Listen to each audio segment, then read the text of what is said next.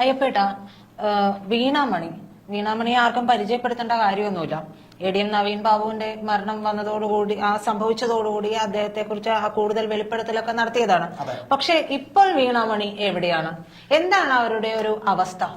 നമ്മുടെ സ്റ്റുഡിയോയിൽ വന്നപ്പോൾ പോലും അവർ വളരെയേറെ ഭയപ്പെട്ടിട്ടാണ്. ഒരു ഓട്ടോറിക്ഷയിൽ പോലും കയറാൻ വളരെയേറെ ഭയപ്പെട്ടിരുന്ന ഒരു അവസ്ഥയുണ്ട്. അതുകൊണ്ട് തന്നെയാണ് എനിക്ക് പെട്ടെന്ന് ഒരു സംശയം തോന്നിയത്. ഇപ്പോൾ അവർ എവിടെയാണ്? എന്തെങ്കിലും അവരുടെ വിവരമുണ്ടോ? എന്തൊക്കെയാണ് കാര്യങ്ങൾ? അറിയാമോ ചേട്ടന്? അതായത് നമ്മൾ ഒരു ദിവസം ചെയ്യുന്ന വാർത്തയിൽ ഒരു വാർത്തയെങ്കിലും നവീൻ ബാബു എന്ന ആ ഉദ്യോഗസ്ഥന്റെ മരണവുമായി ബന്ധപ്പെട്ട് ചെയ്യണം എന്നുള്ളത് നമ്മുടെ ഒരു ആഗ്രഹം കൂടെയാണ്, ഒരു ആവശ്യം കൂടെയാണ്. അപ്പൊ ഇത്തരത്തിൽ നമ്മൾ ഒന്നിടവിട്ടെങ്കിലും നമ്മൾ ചെയ്യുന്നുണ്ട്. നമ്മളെപ്പോലെ മറ്റു സാമൂഹ്യ മാധ്യമങ്ങളുള്ളവരും ചെയ്യുന്നുണ്ട്. അപ്പൊ ഇന്ന് ഞാൻ വെറുതെ 2 തവണ 3 തവണ വരെ ഞാൻ വിളിച്ചു. അപ്പോഴവർ സംസാരിച്ചത്, സാർ എനിക്ക് നിങ്ങളോട് സംസാരിക്കുന്നതിൽ ചെറിയ ബുദ്ധിമുട്ടുണ്ട്, എന്റെ ഫോൺ നമ്പർ ട്രേസ് ചെയ്യപ്പെടുന്നുണ്ട് എന്ന് പറഞ്ഞു. ഞാൻ നിർബന്ധിച്ചപ്പോഴാണ് പറയുന്നത് നമ്മൾ കേരളം വിട്ട് മാറി നിൽക്കുകയാണ്, കേരളത്തിൽ അവരില്ല, അവർക്ക് പേടിയാണ്. കേരളം വിട്ടു, അവർ കേരളത്തിലില്ല. അവരുടെ ഭൂമി കൂടി, അവരുടെ സ്ഥലം കൂടി, കണ്ണൂരുള്ള സ്ഥലം കൂടി അവർക്ക് വിൽക്കണം, അവർക്ക് അതെന്തെങ്കിലും ചെയ്യണം, എന്നിട്ട് എനിക്ക് എവിടെയെങ്കിലും മാറണം. അതായത് അവരുടെ സ്വന്തം കയ്യിലുള്ള ഭൂമി വിറ്റിട്ട് അവർക്ക് ഇവിടെ വിടേണ്ട ഒരു അവസ്ഥ, എവിടെയെങ്കിലും അവർക്ക് മാറണം. അപ്പൊ ഞാൻ ഈ ഫോൺ നമ്പർ ട്രേസ് ചെയ്യട്ടെ, നമ്മൾ മോഷണമോ കൊലപാതകമോ അല്ലല്ലോ പ്ലാൻ ചെയ്യുന്നത്, അല്ലെങ്കിൽ പ്ലാൻ ചെയ്യുകയല്ല സംസാരിക്കുന്നത് എന്ന് ഞാൻ ധൈര്യം കൊടുക്കുമ്പോൾ അവരെന്നോട് പറയുകയാണ്, സാർ എന്നെ ഗുരുവായൂർ വെച്ച് ഈ പറയുന്ന പോലെ CPM-കാർ ആക്രമിക്കുമ്പോൾ അതിന്റെ പേരിൽ ഞാൻ കൊടുത്ത പരാതിയിൽ ആ പരാതിയും ഞാൻ സാറിന് അയച്ചു തരാം, അതിന്മേൽ തിരിച്ച് അവിടെ നിന്ന് ഇതിലൊരു നടപടിയും എടുക്കാൻ കഴിയില്ല എന്ന് പറഞ്ഞുകൊണ്ട് അവർ ആ കോപ്പിയൊക്കെ നമ്മളത് ചെയ്തിരുന്നു. അവർക്ക് ഗുരുവായൂരിൽ വെച്ചിട്ട് അവരെ ആക്രമിച്ചു എന്ന് പറഞ്ഞു. അപ്പൊ അതിനെ തുടർന്ന് അവർ പരാതി കൊടുത്തു. ആ പരാതിയിൽ മേൽ പോലീസ് പറഞ്ഞത് ഞങ്ങൾക്ക് മേളിൽ നിന്ന് നിർദ്ദേശമുണ്ട്, ഇതിലൊന്നും ചെയ്യരുത് എന്നാണ്. അപ്പൊ നമ്മളൊന്ന് ആലോചിച്ച് നോക്കുക. ഇവിടെ ഒരു സിനിമാ താരത്തിന് പിന്നെ ഫോണിലൂടെയല്ല ഉദ്ഘാടനത്തിന് ക്ഷണിച്ചിട്ട് ദ്വയാർത്ഥ പ്രയോഗം നടത്തിയിട്ട് ദ്വയാർത്ഥ പ്രയോഗത്തോടെ സംസാരിച്ചു എന്ന് പറഞ്ഞ് ഒരു വ്യവസായിയെ പിന്തുടർന്ന് പിടിക്കുക, എന്നിട്ട് മുഖ്യമന്ത്രി പറയുക സ്ത്രീകൾക്ക് ഇവിടെ സുരക്ഷിതത്വം എന്ന് പറയുക.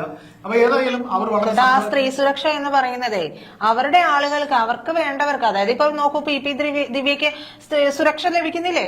അതൊക്കെ ലഭിക്കും, അത് അവരുടെ ആളുകളായിരിക്കും. പക്ഷെ അവർക്കെതിരെ പറയുന്നവർക്ക് ലഭിക്കില്ല. അതാണ് ഈ പറയുന്ന വീണാമണിക്കും സംഭവിച്ചിരിക്കുന്നത്, അല്ലെ? തീർച്ചയായിട്ടും വീണാമണി വളരെ സങ്കടത്തോടെയാണ് പറയുന്നത്, സാർ ഈ പറയുന്ന പോലെ എന്നെ എപ്പോഴും വേണമെങ്കിലും അവർ ആക്രമിക്കാം, ഞാൻ എവിടെയാണെന്ന് പോലും ഞാൻ സാറിനോട് പറയില്ല. എന്നിട്ട് പറഞ്ഞില്ല അവരെവിടെയാണെന്ന് പോലും പറഞ്ഞില്ല. എന്നിട്ട് എന്നോട് പറഞ്ഞു ഞാൻ സുപ്രീം കോടതിയിൽ വേറൊരു ആവശ്യവുമായി ബന്ധപ്പെട്ട് പോയിരുന്നു, എന്നിട്ട് എവിടെയാണെന്ന് പോലും സംസാരിച്ചില്ല. എന്നിട്ട് അവർ ഒരു കാര്യം കൂടെ നമ്മോട് സംസാരിച്ചപ്പോൾ പറഞ്ഞു, കണ്ണൂര് കണ്ടതിലെ ഏറ്റവും മനുഷ്യത്വമില്ലാത്ത ഇത്രയും മോശക്കാരനായ ഒരു കളക്ടർ അരുൺ കെ വിജയൻ അല്ലാതെ വേറെ ആരുമില്ല സാർ എന്ന ഒരു വാക്ക് അവർ പറഞ്ഞു. എന്നിട്ട് ഇത്രയും ഒരു മനുഷ്യപ്പറ്റില്ലാത്ത ഒരു കളക്ടർ വേറെ ഇല്ല, ഞങ്ങളാരും ഇത്രയും മോശക്കാരനായ ഒരു കളക്ടറെ കണ്ടിട്ടില്ല, അയാൾക്ക് ഈ കൊലപാതകത്തിൽ വ്യക്തമായ പങ്കുണ്ട് എന്ന് അവര് നമ്മളെപ്പോ സംസാരിക്കാൻ വിളിക്കുമ്പോഴും അവരിത് പറയാറുണ്ട്. ഇന്ന് അവര് മറ്റൊന്നുകൂടെ പറഞ്ഞു, അവിടെ ഈ സംഭവം നടന്നതിന് ശേഷം ഇതുമായി ബന്ധപ്പെട്ടുള്ളവർക്കൊക്കെ തന്നെ അറിയാം, PP ദിവ്യയും ഈ കളക്ടറും ഒക്കെ ആയിട്ടുള്ള അടുപ്പം എന്ന് പറയുന്നത് മറ്റൊരു തലത്തിലേക്കുള്ളത് കൂടി ഒക്കെ ആണ് എന്നൊക്കെയാണ് പറയുന്നത്. അവർ പറയുന്നത് മറ്റൊരു തലത്തിലേക്കുള്ളതാണ്. അവർക്ക് അങ്ങനൊരു ഇൻഫർമേഷൻ അത്തരത്തിൽ വളരെ ശക്തിയായിട്ടുള്ള ചില സ്ഥലങ്ങളിൽ നിന്നാണ് അവർക്ക് ഇൻഫർമേഷൻ കിട്ടിയിരിക്കുന്നത്.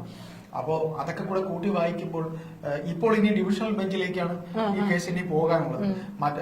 നമ്മൾ ഈ കഴിഞ്ഞ ദിവസം യൂത്ത് കോൺഗ്രസിന്റെ ഒരു നേതാവ് PP ദിവ്യയുടെ ഭൂമി ഇടപാടുകളുമായി ബന്ധപ്പെട്ട് ചില രേഖകളൊക്കെ കാണിച്ചത് കൂടി ഇവർ കൊണ്ടുപോയി ഈ ഡിവിഷണൽ ബെഞ്ചിലേക്ക് കൈമാറണം എന്ന് പലരും മറ്റു പല മുതിർന്ന ആൾക്കാരും പറയുന്നുണ്ട്. അതായത് കൗസർ എടപ്പകത്ത് എന്ന് പറയുന്ന ജഡ്ജി പറഞ്ഞത് ഇതിലൊന്നും തന്നെ ഇല്ല, അന്വേഷണ സംഘം അന്വേഷിച്ചത് മതി, എന്താവശ്യത്തിന് പറയുന്നു എന്ന് ജഡ്ജായതുകൊണ്ടും ഹൈക്കോടതി ആയതുകൊണ്ടും ഒക്കെ സമൂഹത്തിന് തിരിച്ച് എന്ത് പറയാൻ കഴിയുമെന്നൊരു അവസ്ഥയിലാണ് നമ്മളുള്ളത്. ഏതായാലും ഡിവിഷണൽ ബെഞ്ചിലേക്ക് പോകുമ്പോൾ ആ കോടതിക്ക് മനസ്സിലാകാത്ത ഒരു തെളിവ് കൂടെ തന്നെ ഞങ്ങൾ വെക്കുന്നു.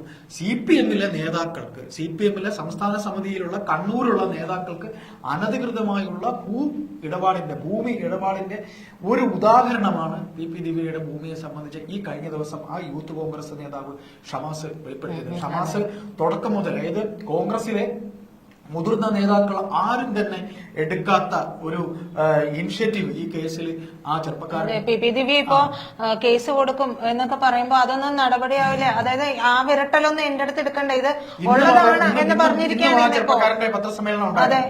അതായത് ചില സ്ഥാപിത താല്പര്യക്കാർക്ക് ചില ഇന്നലെ വരെ പിന്നെ ചെന്നായി ആയിരുന്നായിരിക്കും എന്ന് വെച്ചാൽ ഉദാഹരണത്തിന് കള്ളനും കാവക്കാരനും ഭൂമി തട്ടിപ്പുകാരനും ഒക്കെ ആയിട്ട് ഇന്ന് അവന്റെ ആവശ്യങ്ങൾ കാണാൻ വേണ്ടി ആട്ടത്തോട്ട് വന്നിരിക്കുന്ന ചെന്നായ്ക്കൾ, അതിൽ ഒരു പ്രമുഖനായ ഒരുത്തരൊരു തട്ടിപ്പ് വിവരം ഇവരുടെ കൂടെ ഉണ്ട്. അവന്റെ പേര് ആസിഫ് എന്ന, മുഹമ്മദ് ആസിഫ് എന്ന ഇവരുടെ ഭർത്താവും ഈ ആസിഫും കൂടെ ചേർന്നുള്ള കാൾട്ടൺ എന്ന നാടാണ് അല്ലെ, കാർട്ടൺ എന്ന ഒരു കമ്പനിയാണ് ഈ കമ്പനി.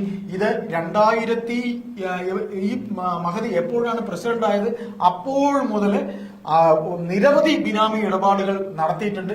അപ്പോ ഇതിൽ നിന്ന് എന്തുകൊണ്ട് CPM അല്ലെങ്കിൽ ഭരിക്കുന്നവർ CBI അന്വേഷണം വേണ്ട വേണ്ട വേണ്ട എന്ന് പറഞ്ഞതിന്റെ തെളിവാണ് ഷമാസ് കൊണ്ടുവന്നിരിക്കുന്നത്. അപ്പോ നമുക്ക് ഒന്നും കൂടെ നമുക്ക് വ്യക്തമായിട്ട് പറയാം, ഇനിയെങ്കിലും ഇപ്പൊ ഡിവിഷണൽ ബെഞ്ചിൽ മിക്കവാറും ഇതിനി എങ്ങനെ മാറിപ്പോകുമെന്ന് അറിയില്ല. അവർ ഏതായാലും നിയമ വ്യവഹാരത്തിൽ തന്നെയാണ്, അവരുടെ കുടുംബം ഇതിന് പുറകെ തന്നെയാണ്. ഇന്നലെ സെക്രട്ടേറിയറ്റ് നമ്മുടെ സർക്കാർ ഉദ്യോഗസ്ഥരുടെ സമരം ഉണ്ടായിരുന്നു. അതില് അദ്ദേഹത്തിന്റെ ഭാര്യ നവീൻ കെ ബാബു എന്ന് മരണപ്പെട്ട അദ്ദേഹത്തിന്റെ ഭാര്യ മഞ്ജുഷ ഇന്നലെ സമരത്തിൽ പങ്കെടുത്തിരുന്നു. നിങ്ങൾ സമരത്തിൽ പങ്കെടുത്തോ എന്ന് ചോദിച്ചപ്പോൾ ഞാൻ ഒരു യൂണിയനിലുള്ളവരാണ്, ഇടതുപക്ഷ യൂണിയനിലുള്ളവരാണ്, അതുകൊണ്ടാണ് ഞാൻ പങ്കെടുത്തത് എന്ന് പറഞ്ഞുകൊണ്ട് സർക്കാരിന്റെ എല്ലാ ഇതിനും കൂടെ നിൽക്കണമെന്നൊന്നും അർത്ഥമില്ല എന്നൊരു വ്യംഗ്യാർത്ഥത്തിൽ തന്നെ അവർ മറുപടി കൊടുത്തു. കൂടാതെ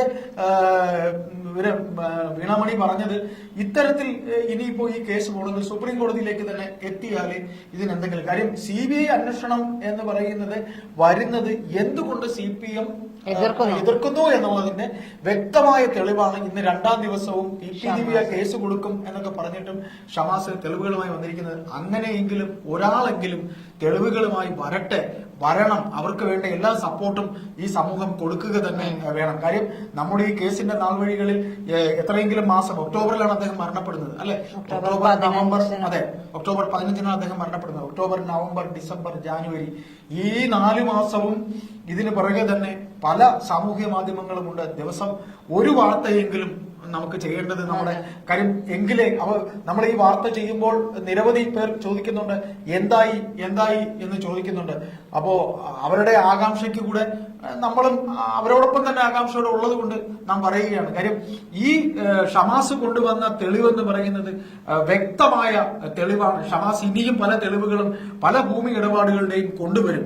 പിന്നെ വീണാമണി ഒന്നുകൂടെ പറഞ്ഞു, സാർ ഇങ്ങനെ പോവുകയാണെങ്കിൽ കളക്ടർ ഇങ്ങനെ വഴിവിട്ട് സഹായിച്ചു, ഇവർക്കൊപ്പം നിൽക്കുന്നു എന്നൊക്കെ പറയുകയാണെങ്കിലും ചിലപ്പോൾ കണ്ണൂരിന്റെ സ്വഭാവ രീതി അനുസരിച്ച് കളക്ടർ ഒരു വേള എന്തെങ്കിലുമൊക്കെ സംഭവിച്ചെന്ന് വരാം, കളക്ടർക്ക് എന്തെങ്കിലും സംഭവിച്ചെന്ന് വരാം, ചിലപ്പോ എന്തെങ്കിലും ചെയ്യാമല്ലോ.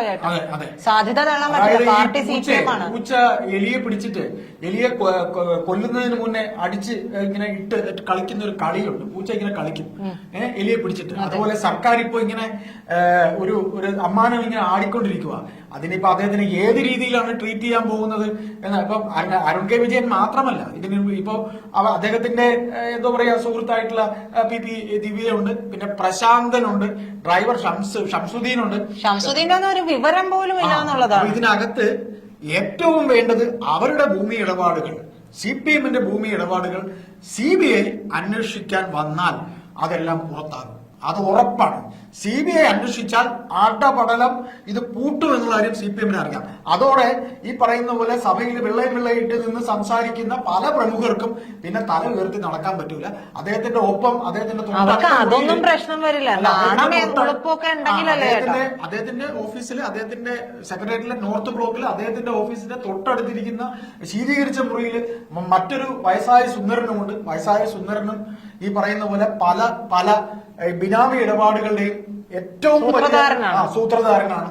അപ്പോ CPM എന്തുകൊണ്ട് CBIയെ അന്വേഷണത്തിന് വരണ്ട എന്ന് എതിർക്കുന്നു എന്ന് ചോദിക്കുന്നതിന്റെ ഉത്തരമാണ് ഈ പറയുന്ന ഷമാസ് കഴിഞ്ഞ ദിവസം PP ദിവ്യയുടെ ഭൂമി ഇടപാടിൽ. ഇതൊന്നും ഒരു കേസിൽ മാത്രമൊന്നുമല്ല. ഇനി നമ്മൾ ഞെട്ടും കേരളം. ഈ പറയുന്ന ചെറുപ്പക്കാരനെ നമ്മൾ ശരിക്കും അപ്രീഷിയേറ്റ് ചെയ്യണം. കാര്യം അയാൾ ഇതിന്റെ പിറകെ തന്നെ ഉണ്ട് എന്ന് തന്നെ പറയുന്നുണ്ട്. അയാൾക്ക് ഈ പറയുന്ന രേഖകൾ കൊടുക്കാൻ CPM-നകത്ത് തന്നെ ആളുണ്ട് ചാരന്മാരുണ്ട്. ഉണ്ട്. അങ്ങനെ ഉണ്ടാകും. അതാണ് ഈ പാർട്ടി. നമുക്ക് കുറച്ചുകൂടെ ഒന്ന് കാക്കാം. ഉറപ്പായിട്ടും നമ്മൾ ഞെട്ടുന്ന പല കാര്യങ്ങളും ഈ നേതാക്കളെ സംബന്ധിച്ച് അതിന് CBI അന്വേഷണം വരെ പോകേണ്ടി വരുമെന്ന് തോന്നുന്നത് പോലുമില്ല. അതെ.